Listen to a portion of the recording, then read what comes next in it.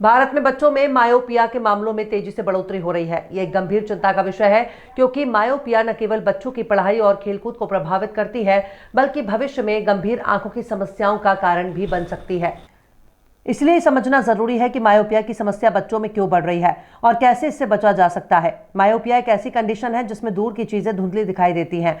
यह आमतौर पर आंखों के आकार बढ़ने या कॉर्निया के बहुत ज्यादा कर्व होने के कारण होता है। इसके कारण आंखें ठीक से फोकस नहीं कर पाती और दूर की चीजें धुंधली दिखाई देती हैं। इसके लक्षणों में धुंधला दिखाई देना, आंखों में दर्द, सिर दर्द और आंखों में जलन शामिल है। बच्चों में मायोपिया क्यों बढ़ रहा है? ज्यादा screen time, smartphone, tablet, computer और टीवी के ज्यादा इस्तेमाल से आंखों पर दबाव बढ़ता है, जिससे मायोपिया होने का खतरा बढ़ जाता है। आउटडोर एक्टिविटीज में कमी, बच्चों का ज्यादातर समय घर के अंदर बिताना और बाहरी खेलों में कम भाग लेना भी मायोपिया का एक कारण है। अगर माता पिता में से किसी एक को मायोपिया है तो बच्चों में भी होने की संभावना बढ़ जाती है। समय के साथ कंपटीशन भी तेजी से बढ़ रहा है, जिसके कारण बच्चों पर पढ़ाई का ज्यादा दबाव रहता है। इस वजह से वे समय ज्यादा किताबें या स्मार्टफोन पर पढ़ते हुए बिताते हैं, जिसमें आंखों पर तनाव बढ़ता है। मायोपिया से कैसे बचें?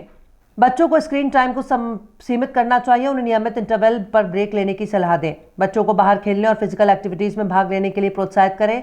बच्चों की आंखों की नियमित जांच करवाएं।